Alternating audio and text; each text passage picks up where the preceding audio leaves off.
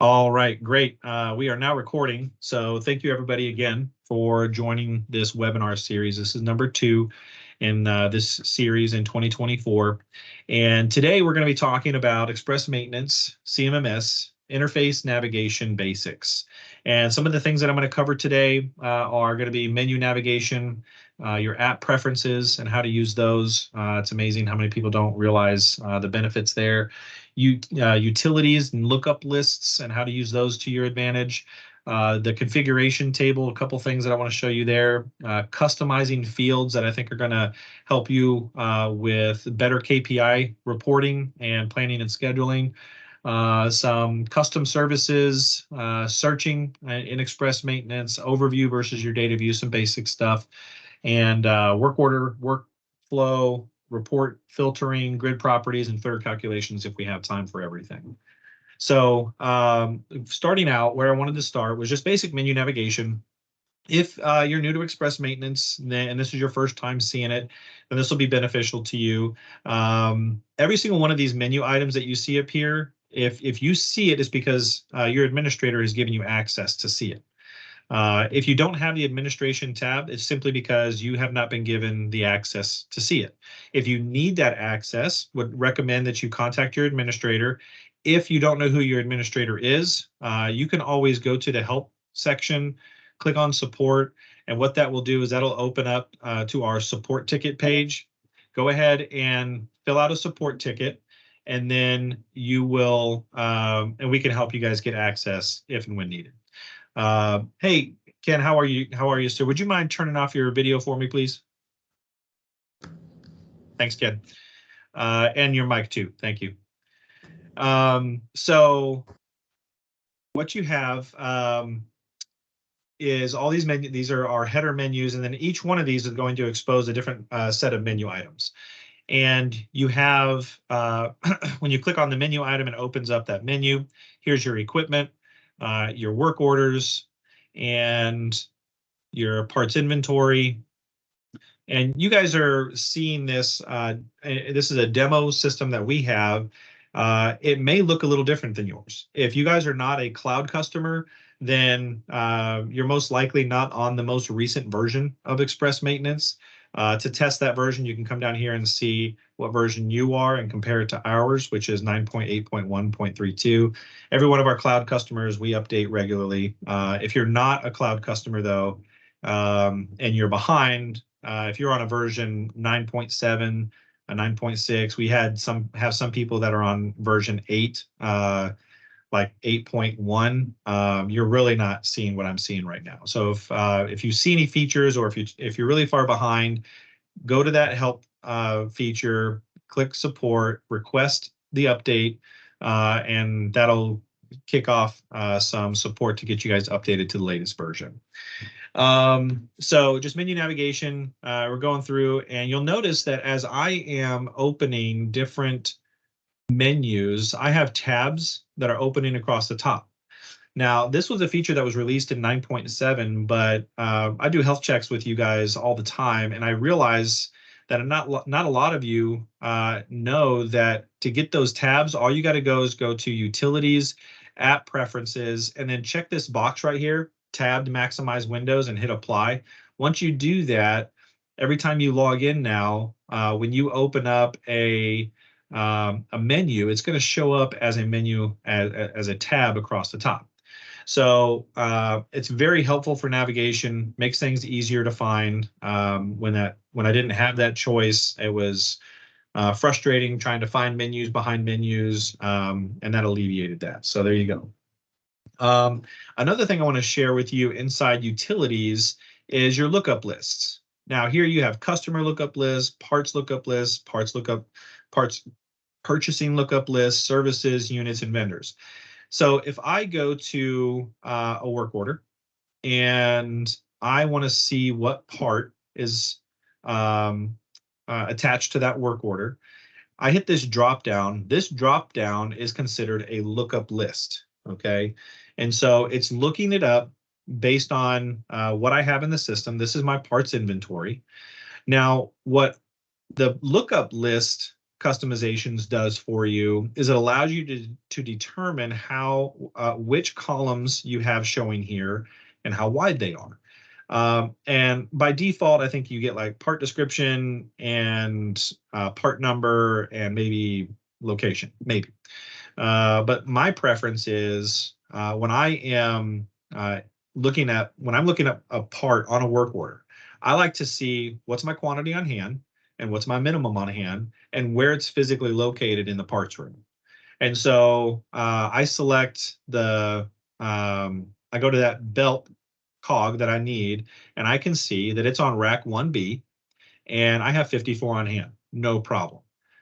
If I needed a blower, I might have an issue. I definitely have an issue if I needed this poly chain belt because I don't have any on hand. Well, this tells me whether or not I have the part on hand and whether or not I can go ahead and move this to scheduled. And what I mean by that is if I need this belt poly chain, but I don't have any on hand, then I can't move this to scheduled. It's not ready to schedule. I may not even have the part on order, so I need to order parts. All right. And what I've done is I've categorized my work order to tell me whether or not that work order is waiting on parts, whether I need to order parts. And then as I get those parts in, I can move it through the workflow process. So in order to change your lookup lists, what you do is you go to utilities and then go to lookup lists. And to change the parts lookup list, you just click parts lookup. And here's the way this works. You have your description, and whatever's first here will be first in your dropdown. Okay, so there's your part description, part number, billing price. You have part description, part number, billing price, location, site, quantity on hand, minimum on hand, and here's all the other things that you can show. Then on top of that, you can actually relabel what you want it to display if you want. So I can change what this says right here by changing the display option over here. And then when I select this dropdown, if this location is not long enough, notice how it said it's not telling me part storage, everything. It's not telling me everything I need. Well, it's because this column width is not wide enough. And it's not quite as easy as going in here and hovering and then clicking and dragging it over like you can in Excel. But you can go to parts lookup list and then under the location, display width. Well, let's just make that 25. Say OK. Oh, and by the way, that field width, let me go over this real quick. Field width is how many characters are allowed in that field, period. You can't put any more than 25. So I went ahead and maxed it out to the display. Like I can actually make it wider than the field width so that it doesn't cut off at the very end. So we'll make that 30. Hit save, and it changes it immediately. So now you can see the location very clearly because I changed that. Now, other places that this is applicable is let's go to your services. Okay, services drop down. All I see is service, labor estimate, and record number. My options here, if I go to services lookup, service and labor estimate, but maybe I want to see the period and the interval as well. So I'm going to move period up here and the interval right underneath it. That's the order I want it in. When I hit save, click here, and now I can see the service, the period, the interval. The period's not long enough. So I'm going to go back to my parts or my services lookup period. I'm going to expand into, we'll say 15. Hit OK. You guys get the point. So now I can actually see the whole thing. OK, so let me know if you have any questions in the chat, and we'll address that a little bit later. So that's the lookup lists. Now let's go into some configuration. Administration, configuration. Some settings in here that I think are important. One is Express Request Online. If you guys everybody is going to need to convert to Express Request Online eventually. Probably not for another 6 months, maybe not even another 9 months. But if I were you, if you guys are using Express Request and you're currently using the desktop version, I would highly recommend that you put in a support ticket, and say, hey, we'd like to get ERO set up. And what that's going to do is it's going to provide you with a URL, a private URL for your maintenance system. Doesn't matter if you're on the cloud version and using the web products or not. You can still use Express Request Online, which will become a requirement when we go to version 10. So be thinking about that now. But here's Express. Oh, that's the wrong one. Let me go to Express Request. This is Express Request Online. It looks very similar to the mobile app that we have out. And this is what our web products are beginning to look like. And so to add a new request, you just click Add New. You can see it's all the same information. And then you save changes and it sends out the email to the maintenance team. But this is what Express Request will look like. And it's just going to be a URL that you can send to your office or production staff, and they can submit work order requests.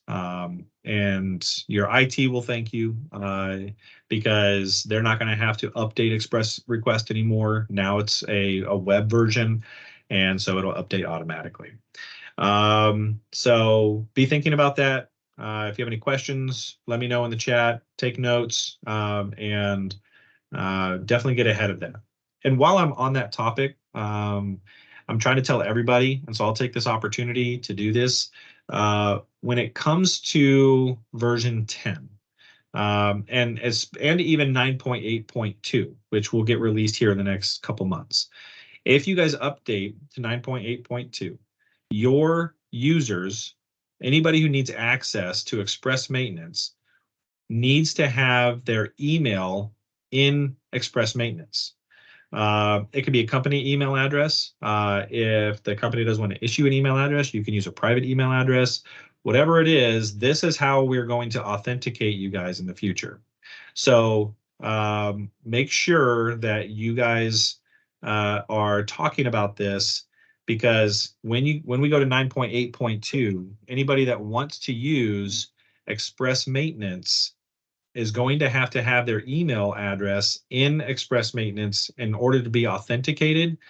And this is so that we meet the most recent and very strict security requirements. Every user has to be authenticated. So if you have any questions, again, put them in the chat. Let me know. Submit a support ticket, and we'll get you guys help. We'll help you guys out. Okay, back to configuration. Let's see, we've got somebody unmute. Oh, hey, Jim, how you doing, sir? Welcome to the party. I'm going to go ahead and mute you just so we don't have any background noise. And then we can get unmuted after during the Q&A session. All right, so back to the configuration. Another thing that's important is your scheduling.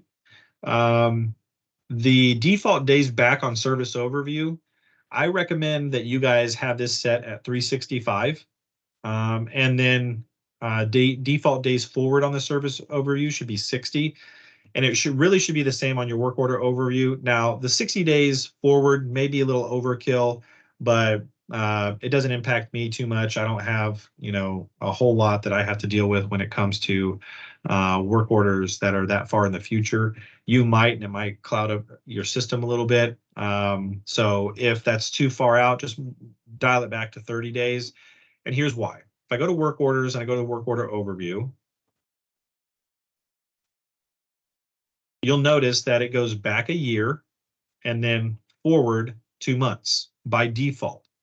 Okay, if you guys are still using the service overview and you don't have this set up to where it's defaulting a year back and a month or two ahead, then what can happen is, let's say you don't get to a service and your default days on the from date only goes back 30 days. You don't get to the service this month. Next month, it just falls off your service list because it's only looking for services between these dates. So my recommendation is go back a year. That way, these never fall off your services list. And the same thing on your work order overview. If you guys aren't aware, you can bypass the service overview now. It was written into a 9.7 version that you can automate it to where any work order, any service excuse me, any scheduled service that comes due can automatically move to the work order overview once it's due, and it'll bypass the service overview altogether. Some people like the service overview and they like to have that kind of control and monitoring of those services and when they're due and what work order and when they get scheduled to a work order. That's fine, but it is an option. You can bypass that altogether and go to the work order overview. From the work order overview, I recommend the same thing because you may have a service that you can't get done because you have a part that's on order that isn't going to get fulfilled for 6 months, and what you don't want to have happen is for that work order to just fall off the list because it's only looking back 30 or 60 days. Okay, so I beat that one, that horse. That's dead, and let's move on. Allow editing, yes, that's okay. Equipment. Oh, I don't know if you guys know that you can do this, but this is your equipment screen layout. And definitely, if you guys have multi-sites, or if you're not the administrator, don't mess with this because this is a global change. But you can change what fields show up where. You can actually remove fields from your unit screen. Your user defined fields are here. And these are the fields that show up right here. So you can use these fields as additional fields to your equipment. There's also 21 user defined fields on your parts, and you can modify what these are labeled as, and then you can use these throughout the system for reporting and things like that. And then I think that was it. Performance settings. We really don't have a whole lot of issues there. If you have any questions about performance settings or any of these, put those in the chat and I can help answer them. All right, so moving on, that's configuration. Let's go into customized fields. Close that. All right, I'll use an example that I find most often. Excuse me. In the work order section, I'm going to knock out 2 birds with 1 stone because I think everybody should switch their fields to the way that I have them. It really helps with reporting and KPI tracking. So every work order should be defined categorized by 2 different types. It should either be planned or demand, so that when I go and run my reports in the future, like let's say I want to run my total cost to maintain report. I'm going to go to reports. I want to look at everything that I've done over the last 2 years, and I've got my total cost to maintain. I'm going to run just my total cost to maintain report. Here it is, boom. And I've got everything that I need. Here's all my equipment. This is over the last 2 years data. I've spent $98,000 between parts and labor on all of my assets. Great.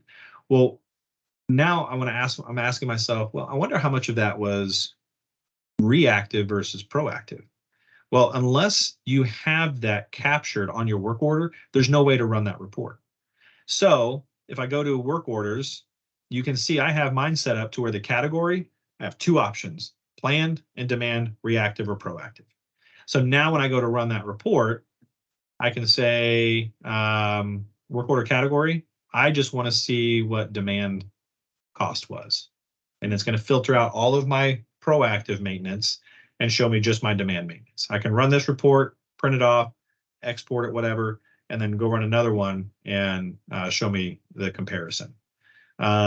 So highly recommend you guys consider that. Again, if you have any questions, let me know.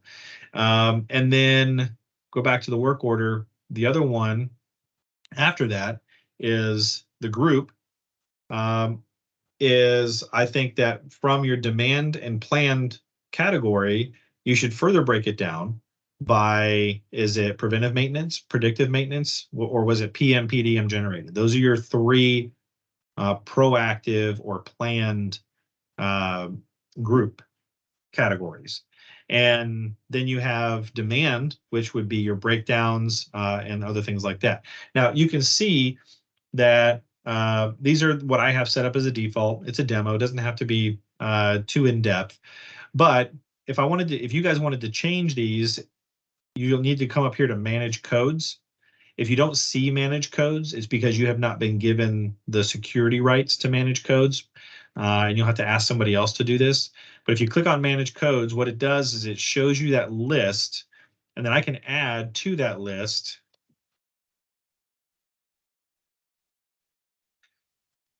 And you save it there. Now it's an extra one. Go back to the work order, and instantly I can select that option. Okay, and so that's how you customize your fields.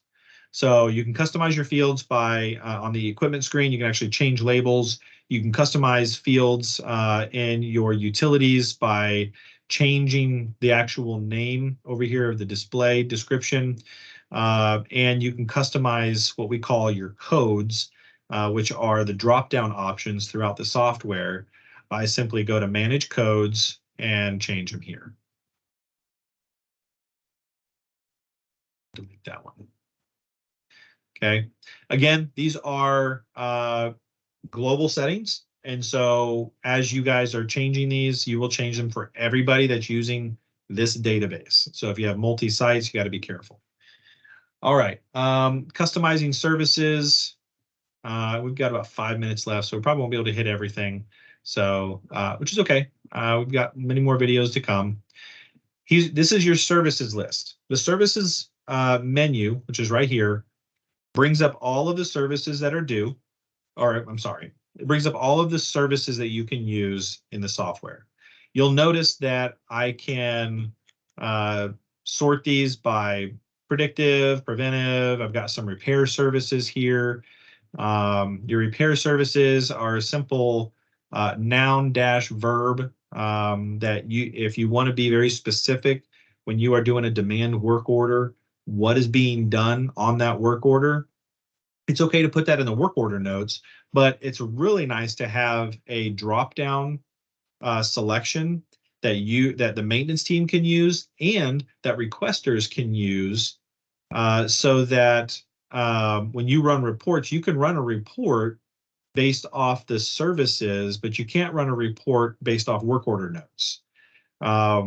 So it's nice to have just a really good library of repair services right here in this table.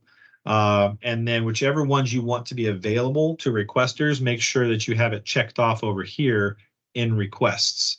And that will make those services available in this services drop down here under requests.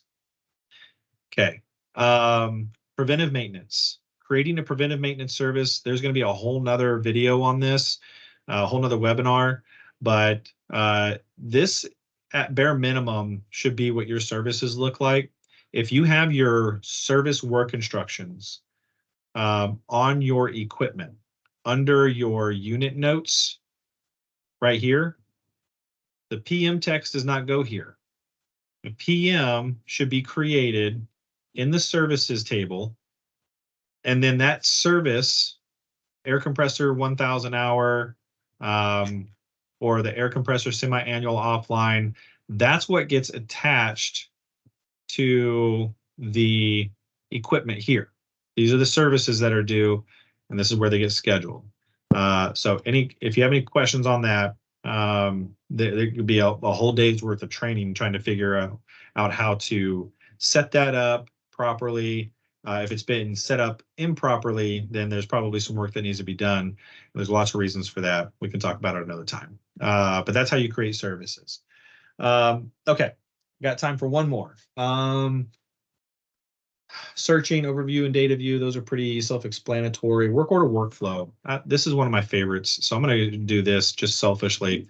I think you guys will actually get a lot of value out of it. Oops, wrong button. Save it. Work order overview. All right. You'll notice that my columns here probably don't look like yours. If you've never taken the time to really look at what's available to you in these columns and adjust them, then I would recommend that you do that. You have something over here called grid properties. These grid properties will show you what's You can add to or take away, and I've just added the site and location of where that particular work order is. But what I want to show you is planning and scheduling using the class field here. So I have my class field, take a quick look at it, set up, needs reviewed, need to order parts, waiting on parts, ready to schedule, scheduled production, and pending manager's review. Again, you can modify this to meet your needs. If you haven't had one of our maintenance engineers come on site and help you develop an SOP, highly recommend it, because you walk away from that with an SOP, a workflow, and a task by task list of things that you need to do in order to get the most out of your system. If you have any questions about that, let me know. But if I'm a technician and I want to look up all of the work orders that have been assigned to me and they're in their scheduled status, meaning they've already gone through their planning and scheduling phases, then it's very easy for me to just using two fields, find every work order that's assigned to me and scheduled. And now I have a work list that I can be confident that whoever has moved this to the scheduled class has verified that the part is available, that the machine is going to be available, maybe even had to schedule that with production, which is one of the drop downs here, and that it has the part, it has the, and that I'm available. I've got vacation days, so it shouldn't be scheduled during one of those days. So whoever's doing the planning and scheduling should be using the class field so that the technicians can then come in and see what work orders are assigned to them. And if I had more time, I would show you guys this over the mobile app, because if you haven't seen it, the new mobile app that came out with version 9.8 is amazing. And if you guys would like a demo of that, let me know. I'd be happy to share that with you as well. Okay, so that concludes this particular video. I'm going to stop recording and then we can take some questions.